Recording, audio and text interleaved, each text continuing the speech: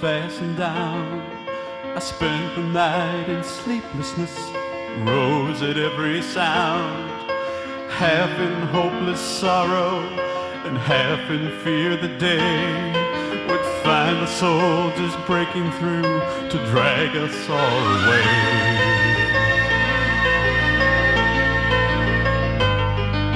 And just before the sunrise, I heard something at the wall. The gate began to rattle, a voice began to call. I hurried to the window, looked down into the street, expecting swords and torches and the sound of soldiers' feet.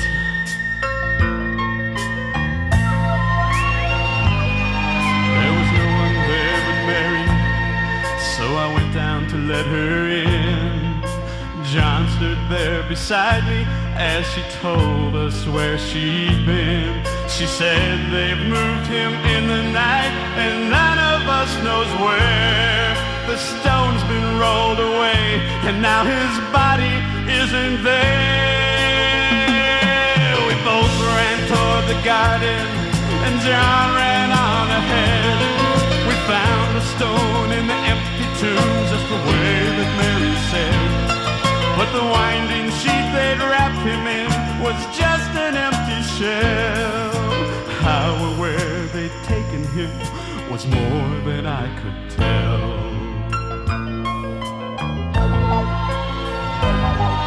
Well, something strange had happened there, just what I did not know. John believed a miracle, but I just turned to go. Circumstance and speculation couldn't lift me very high. I'd seen them crucify him, and then I saw him die.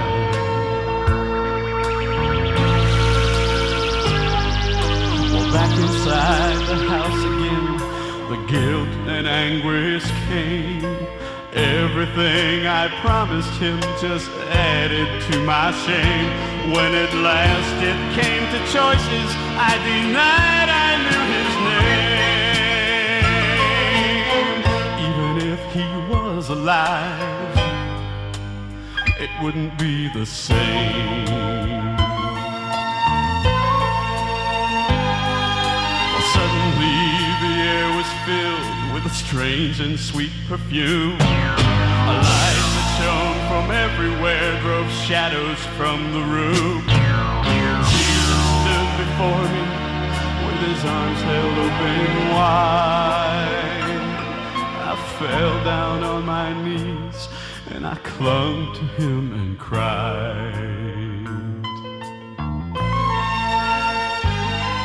Then he raised me to my feet, and as I looked into his eyes, love was shining out from them like sunlight from the skies. Guilt and my confusion disappeared in sweet release. Every fear I'd ever had was melted into peace.